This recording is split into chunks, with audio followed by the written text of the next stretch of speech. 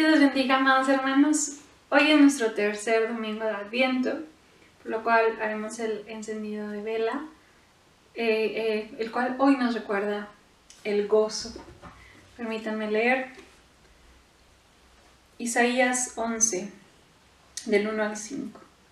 Saldrá una vara del tronco de Isaí y un vástago retoñará de sus raíces, y reposará sobre él el espíritu de Jehová, espíritu de sabiduría y de inteligencia, espíritu de consejo y de poder, espíritu de conocimiento y de temor de Jehová. Y le hará entender diligente en el temor de Jehová. No juzgará según la vista de sus ojos, ni arguirá por lo que oigan sus oídos, sino que juzgará con justicia a los pobres y arguirá con equidad por los mansos de la tierra. Y herirá la tierra con la vara de su boca, y con el espíritu de sus labios matará al impío. Y será la justicia cinto de sus lomos, y la fidelidad ceñidor de su cintura. El Señor vino a transformar nuestro mundo. Que la gloria sea a Él. Hermanos, abramos nuestra Biblia en Mateo 1, capítulo 1, versículo 18 al 23. Dice así: El nacimiento de Jesucristo fue así. Estando desposada María, su madre, con José, antes que se juntasen, se halló que había concebido del Espíritu Santo. José, su marido, como era justo y no quería infamarla, quiso dejarla secretamente. Y pensando él en esto, he aquí un ángel del Señor le apareció en sus sueños, y le dijo: José, hijo de David, no temas recibir a María, tu mujer, porque lo que en ella es engendrado del Espíritu Santo es. Y dará a luz un hijo y llamará su nombre Jesús, porque él salvará a su pueblo de sus pecados. Todo esto aconteció para que se cumpliese lo dicho por el Señor por medio del profeta, cuando dijo: He aquí una virgen concebirá y dará a luz un hijo, y llamará su nombre Emmanuel, que traducido es Dios con nosotros. Y despertando José del sueño, hizo como el ángel del Señor le había mandado, y recibió a su mujer. Cuando la mayoría de nosotros pensamos en Navidad, pensamos en los ángeles, en los pastores y hasta en María. Pero la verdad es que solemos olvidar aquel ángel que se le apareció a José cuando se enteró de las cosas que nadie más sabía. Mateo, que acabamos de leer, nos da un pequeño relato que nos afirma mucho acerca de Jesucristo y de la revelación que el ángel le da a José, y por eso es muy importante. Y de ahí el nombre le pusimos los dos padres, en el sentido de que José sería su padre terrenal, su padre, digamos, por adopción, pero también el saber que el hijo o el bebé que estaba en el vientre de María era el Hijo de Dios. Entonces eso es totalmente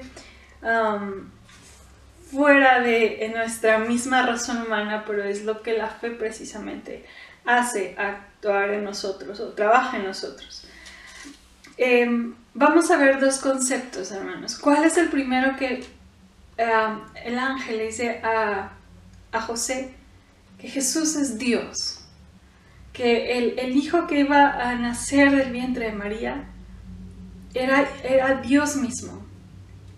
Y Mateo transmite de muchas maneras el mensaje central de la Navidad, de que Jesús no era un gran maestro, ni un gran conocedor, ni siquiera era un ser angelical.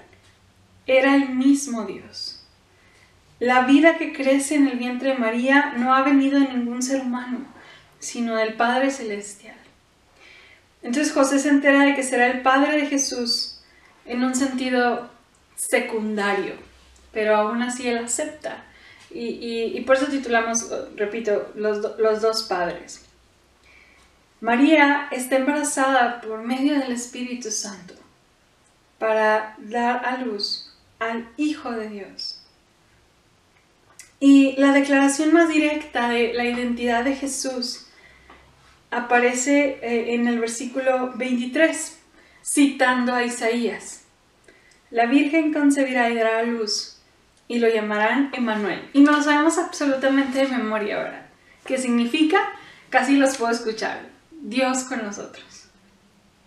Pero hermanos, ¿qué significa que Dios esté con nosotros?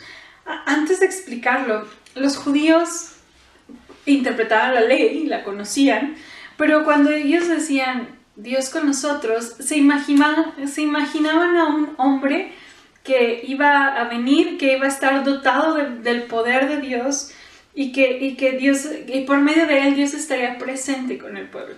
O sea, imaginaban como que Dios le iba a dar como poder a alguien para derrocar al gobierno, para hacer algo. Pero Mateo afirma que la promesa es mucho mayor de lo que se imagina. Porque esta promesa no fue un sentido figurado, es un sentido literal. Jesús se vuelve Dios, Dios con nosotros, Dios con el pueblo, Dios acercándose a nosotros.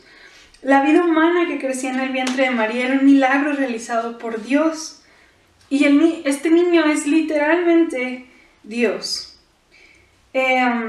La visión particular que los judíos tenían de Dios los convertía en un pueblo muy cerrado para conceptos nuevos o para que la idea de que un ser humano pudiera ser Dios. Repito, ellos pensaban que podía venir alguien dotado del poder de Dios, pero no Dios en sí mismo.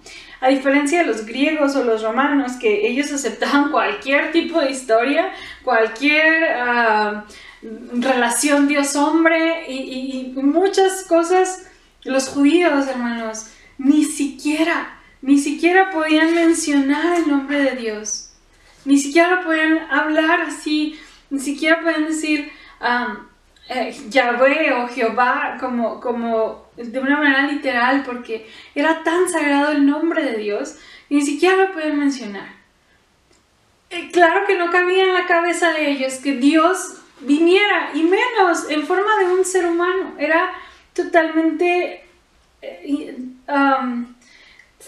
fuera de su alcance de entenderlo, porque los judíos creían en un Dios que era personal pero infinito, que no era alguien dentro de este universo, sino que estaba más bien que trasciende lo infinito. Y es correcto, pero todo eso se hizo hombre.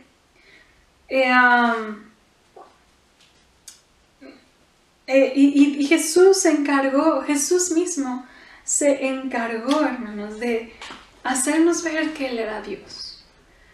El apóstol Juan también nos recuerda que Jesús es el verbo que jamás fue creado, que existió con el Padre desde el comienzo. Jesucristo es nuestro Dios. Y a lo largo, vemos a Jesús a lo largo de todos los evangelios constantemente perdonando pecados, lo que Dios solamente puede hacer. También afirma en varios lugares: volveré a juzgar la tierra. Solo Dios puede hacerlo. Declara tener un conocimiento mutuo con el Padre. Y en un momento hasta llega a decir, antes de que Abraham naciera, o sea, muchos, miles de años antes, yo soy. Esa frase que Dios le dijo a Moisés y se manifestó a Moisés. Yo soy, Jesús la dijo. Al menos está registrado unas 7 veces en 7 discursos, y además cuando lo aprendieron, dijo yo soy, y todos cayeron a la tierra por esa autoridad que él tenía. Jesús es Dios. Yo soy Dios. Y cuando Jesús afirmaba, miles le creyeron y vinieron a adorarlo. Y ahora sí, me adelanté, perdona la pregunta. ¿Qué significa para ti y para mí que Jesús sea Dios? ¿Por qué en Navidad me pongo a reflexionar que Jesús es Dios? Hermanos, el milagro supremo del cristianismo, creo que son 2. Algunos apuntan para la resurrección y otros apuntan a la encarnación de Jesús. el creador del universo, el que no tiene principio, adquirió una naturaleza humana sin perder su deidad. De modo que Jesús, el hijo de José, era cabalmente o totalmente divino y totalmente humano.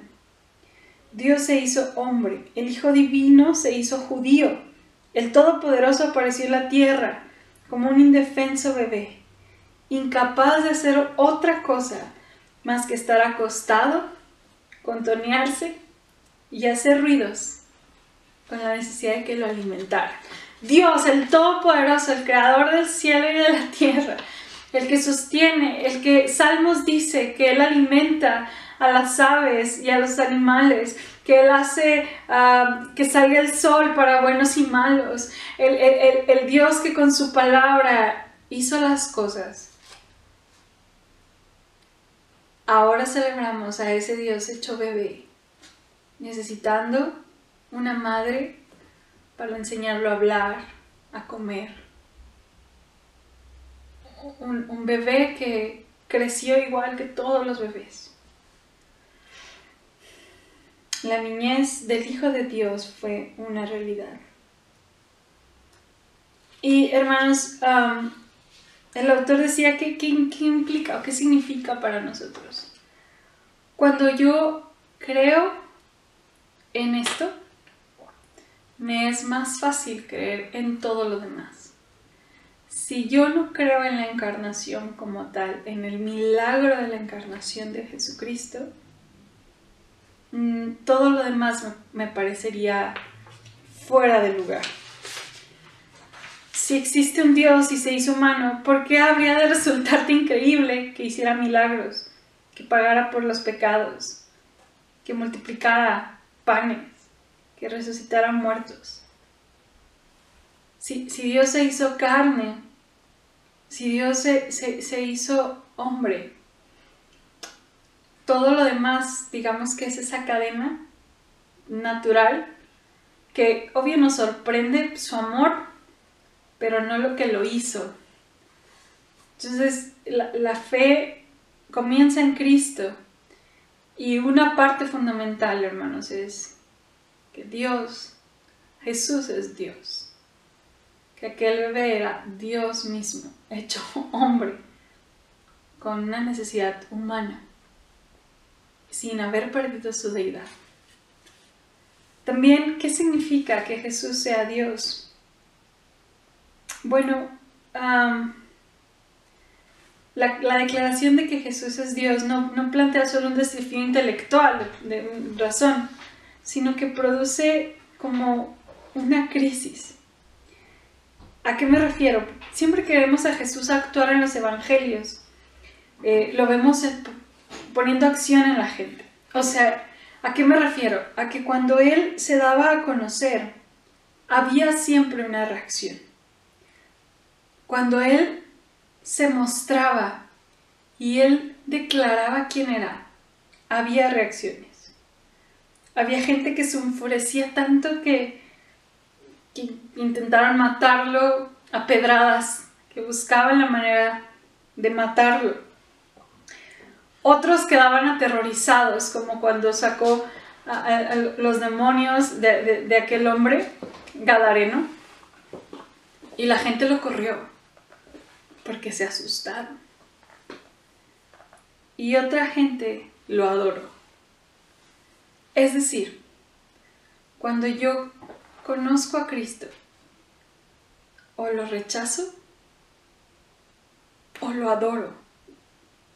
Porque si yo entiendo que Dios se hizo hombre por amor a mí, no puedo quedarme en un punto intermedio. O rechazo eso y me alejo, o lo adoro. Si Él es quien dice ser, entonces tiene que centrar toda nuestra vida, tenemos que centrar nuestra vida alrededor de Él. Y si no es quien dice ser, entonces se trata de alguien que habría que aborrecer. Ninguna otra respuesta tiene sentido. Perdón, o bien es Dios o no lo es. ¿Está absolutamente loco? ¿O es infinitamente maravilloso lo que estamos hablando? Por eso dice, es una crisis personal. Cuando yo me topo con esta verdad, o lo rechazo, huyo, o lo adoro porque la historia es infinitamente maravillosa. No hay puntos medios al conocer una verdad tan increíble como la de Jesús. La única manera de explicar es que mucha gente no ha captado el significado de que Dios con nosotros. También saber que Jesús es Dios es una gran esperanza. La declaración de que Jesús es Dios quiere decir que nuestro mundo no es lo único que hay. Hay vida y amor después de la muerte, y el mal y el sufrimiento un día van a terminar.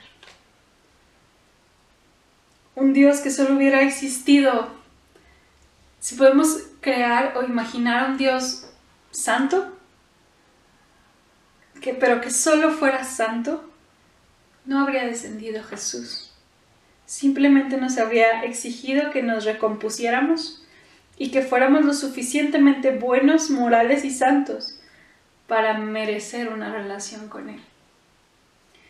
Un Dios que hubiera sido un Dios de amor que lo acepta todo, no habría tenido la necesidad de venir a la tierra.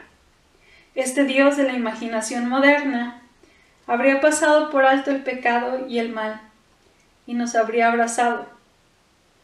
Pero ni el Dios del moralismo ni el del relativismo se habrían molestado por la humanidad. Uno habría dicho, aquí me quedo hasta que tú llegues. O el Dios bondadoso es, no importa lo que hagas, te voy a aceptar. Pero el Dios bíblico, que es infinitamente santo e infinitamente lleno de amor, Él sabía que nuestro pecado no habría podido pasarse por alto y habría que tratar con Él. Y Él sabía que nosotros no podíamos subir hacia Él, así que descendió a nosotros. Él tuvo que venir para hacer lo que nosotros no podíamos hacer. No envió a otro, no envió un comité de información ni un predicador para decirte cómo te tienes que salvar. Vino en persona a buscarnos. Navidad significa que para ti y para mí existe toda la esperanza del mundo, porque Dios es con nosotros, que Dios se acercó a nosotros. Y porque Jesús también es humano. Dios tiene todas esas características llenas de esperanza, llenas de entender que si es Dios tengo que hacer algo, aceptarlo y darle mi vida o rechazarlo. Pero también pensar en un Jesús humano en Navidad es muy esperanzador. A veces cuando dejamos a Dios, a Jesús como divino, nos es difícil a veces como quizás conectarnos porque lo seguimos viendo quizás lejano. Pero Dios con nosotros significa que Jesús se hizo humano. Es uno de nosotros. Jesús era verdaderamente Dios y verdaderamente hombre.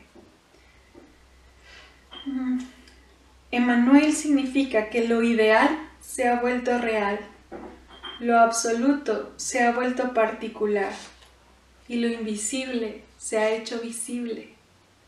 La encarnación es el suceso de la historia que abre el universo, altera la historia, transforma la vida y derriba paradigmas.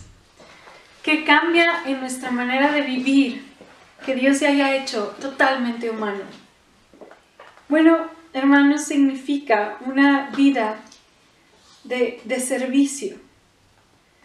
Dios seguía siendo Dios, pero dice Filipenses que no estimó el ser igual a Dios, sino que se despojó de sí mismo. Es decir, que Dios era Dios, ese bebé era Dios, no dejó nunca, pero nunca usó su poder divino para beneficio propio. Si llegó a usar el poder divino fue para los demás, para hacer milagros, para perdonar pecados, para resucitar muertos. Nunca para Él. nunca para vencer la tentación, nunca usó su divinidad como una ventaja para poder ganar. Se despojó de eso, de su gloria, de su poder, no que no lo tuviera, no lo usó. Se volvió vulnerable y perdió su poder en el sentido de que no lo usó, y su belleza. Dice Isaías que no había en él belleza ni majestad. David se menciona que era un hombre atractivo, y José, pero Isaías indica que ni el Mesías encarnado ni siquiera tenía atractivo o belleza humana. O sea, el Jesús güerito que pasan en las películas no se parece a Jesús. De hecho, si se fijan, es como ese típico Jesús o esa típica persona blanca de ojos verdes que la gente generalmente se inclina por ese tipo de belleza. Pero un judío es muy diferente. No me voy a meter en problemas con eso, pero Isaías marca que ni siquiera era alguien a quien tú voltearas a ver por su atractivo físico. Y yo no sé si imaginamos la majestad y la belleza de Dios. Hasta eso rechazó Jesús. ¿Por qué estoy diciendo esto, hermanos? ¿Qué significa esto para los cristianos a quienes Pablo en Filipenses nos llama a imitar esta encarnación? Hermanos, significa que nosotros deberíamos de dejar de soñar con el autor dice con el glamour, con las riquezas, con la fama. No estoy diciendo que no trabajemos en vivir una vida digna, en tener, alcanzar sueños, pero nunca debería ser como meta elevarse los encumbrados escalones de los elegantes y hermosos. Que no sea nuestra meta, hermanos, en la vida solamente tener. Porque el que Dios se despojara y se hiciera pobre significó dejar de lado la gloria. Implicó una restricción voluntaria de poder, una aceptación del sufrimiento, del aislamiento, del maltrato, de la malicia, de la incomprensión y finalmente una muerte que implicó la agonía espiritual más que física. Y esto, hermanos, nos lleva a que significó amar al límite a los hombres desagradables. Actualmente, hermanos, es vergonzoso que mucha gente cristiana ande por el mundo con el espíritu del sacerdote y levita de la parábola del samaritano. ¿Se acuerdan? Ven a un necesitado y pasan de largo.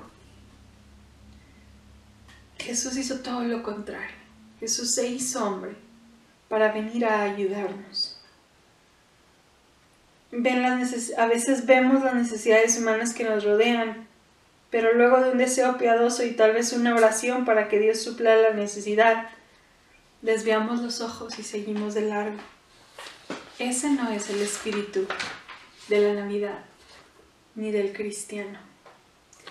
Es lamentable, dice el autor de este libro, aquellos cristianos que su ambición en la vida parece construir un bonito hogar de clase media, tener agradables amigos cristianos de clase media y a crear a sus hijos de bonita manera cristiana. Y dejan a los marginados y a los pobres a un lado. El espíritu de Navidad no brilla de esa manera. El espíritu de Navidad, el saber que Dios se hizo hombre y se despojó de su gloria, de sus riquezas, y que sus riquezas jamás se van a comparar con el hombre más rico del mundo.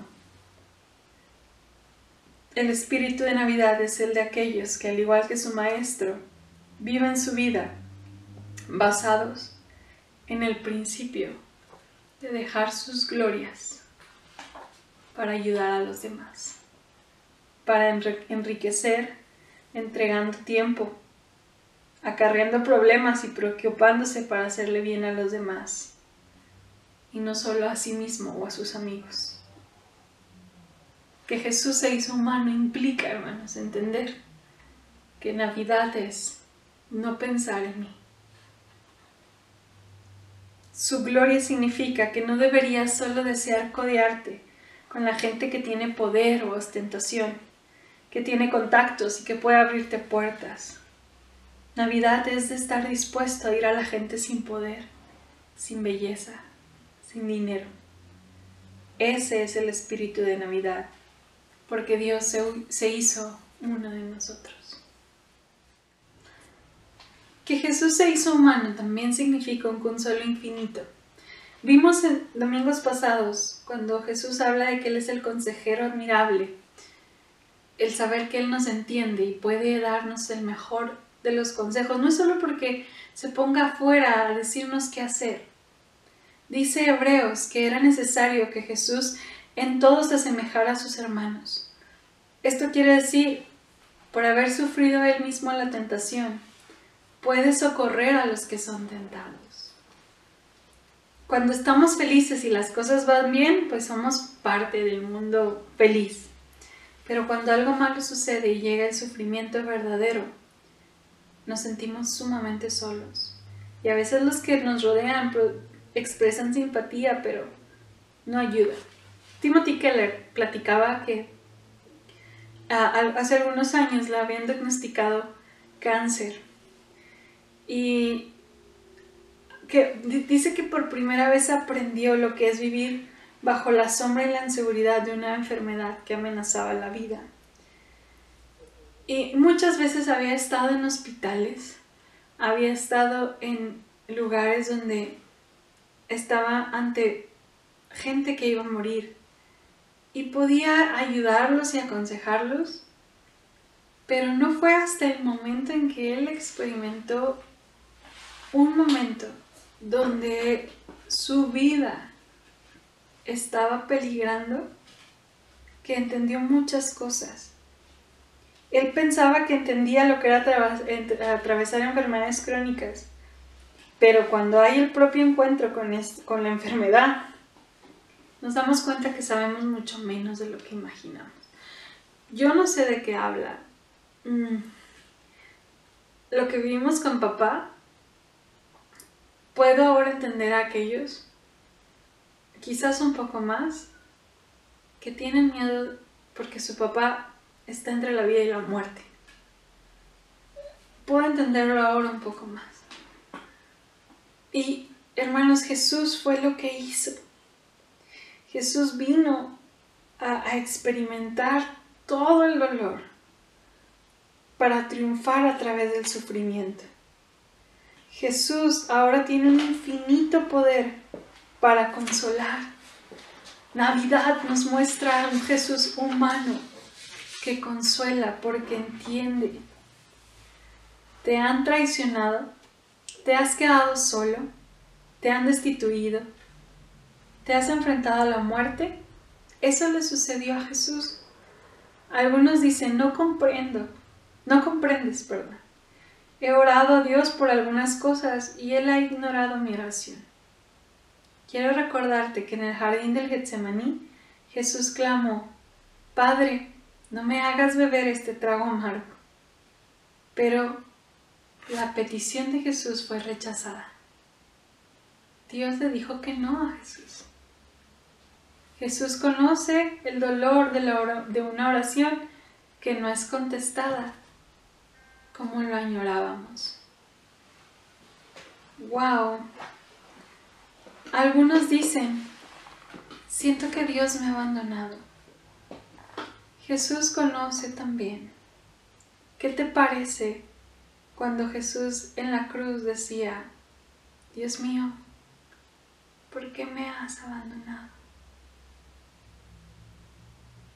El cristianismo afirma que Dios ha estado en todos los lugares donde tú has estado. Se ha encontrado en la oscuridad que te encuentras. Por lo tanto, podemos confiar en Él, descansar en Él, porque tiene conocimiento y tiene poder para consolar, fortalecer y sacarte adelante. hay un canto que menciono constantemente. Búscanlo en YouTube, se llama Dios también. Y dice, Dios también fue un inmigrante, Dios también perdió un hijo, Dios también sufrió por dar amor, Dios también se quedó sin amigos, Dios también fue criticado por no lanzar la piedra y optar por el perdón.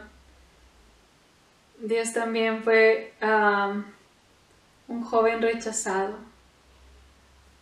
Dios también tuvo hijos descarriados. Dios también lloró. El saber que Emmanuel es Dios, es humano y está con nosotros, habría sido suficientemente asombroso que el Hijo de Dios se hubiera hecho humano y simplemente hubiera vivido entre nosotros para dejarnos enseñanza. Pero su plan era infinitamente más grande. El Evangelio de Marcos dice que Jesucristo escogió 12 apóstoles y los designó para que vivieran con Él, estuvieran con Él. A partir de ese texto y el resto de los evangelios podemos ver qué significa estar en presencia de Jesús, conversar con Él, aprender de Él, recibir conocimiento de Él. El propósito de la encarnación y Navidad es que podemos tener una relación con Jesús. Dios con nosotros. En Jesús, el Dios inefable e inalcanzable, se hace un ser humano a quien podemos conocer y amar. Y a través de la fe podemos conocer este amor. En el Antiguo Testamento Dios se reveló como una columna de fuego, como un torbellino. Cuando Moisés pide ver el rostro de Dios, Dios le dice que lo iba a matar, que a lo sumo puede acercarse a verle la espalda. Y resulta que en el Nuevo Testamento, Dios ya lo había decidido y lo tenía planeado, pero Dios se revela en una persona, en un ser humano. Y yo nunca me había puesto a pensar, pero dice, imagínate Moisés, ¡ay! Lo que a mí me negaron, ahora ustedes lo pueden ver en Cristo. Yo quería ver a Dios cara a cara y ahora tú puedes caminar con Él, físicamente, puedes hablar con Él, puedes cotorrear con Él, estás comiendo los alimentos con Él. Esto debería ser la fuerza que impulsa nuestra vida. Cuando Dios aparece en Jesús, no fue una columna de fuego, no fue un torbellino, fue un bebé. ¿Por qué Dios vino en una forma de bebé y no como una tormenta de fuego? Porque esta vez no había venido a traer juicio, sino a soportar el juicio, a pagar la deuda de tus pecados, a quitar la barrera entre la humanidad y Dios, de modo que pudiéramos estar juntos. Jesús es Dios con nosotros. Jesús es nuestro Emmanuel. Y quiero terminar, hermanos, con estas preguntas. Perdón. Recordándote que Jesús vino y lo hizo voluntariamente, de buena gana y con amor. Nadie lo obligó. No fue solo un deber. Se enfrentó a la muerte y a un dolor por amor a ti. Jamás te interpongas entre una mamá osa y su osesna. Piensa en las muchas historias o películas que representan a una madre que defiende a sus hijos. ¿De dónde saca el valor? Es amor. Porque Jesús tuvo el valor de hacer lo que hizo por ti, por amor. ¿Y cómo conseguirás tú el valor de vivir la vida que Él pide de nosotros? Por amor. Jesús es nuestro Emmanuel. Pero ¿de verdad estás con Él? ¿Lo conoces? ¿O solo sabes algo sobre Él? Jesús literalmente removió el cielo y la tierra para acercarse a ti. ¿Qué haremos ahora para Él? ¿Qué haremos ahora con esta verdad? ¿Qué haces con la verdad de que Dios se acerca a ti, hizo todo lo que Él tenía que hacer para estar contigo? Hay una canción de Navidad que se llama ¿Qué harás tú con Cristo en esta Navidad?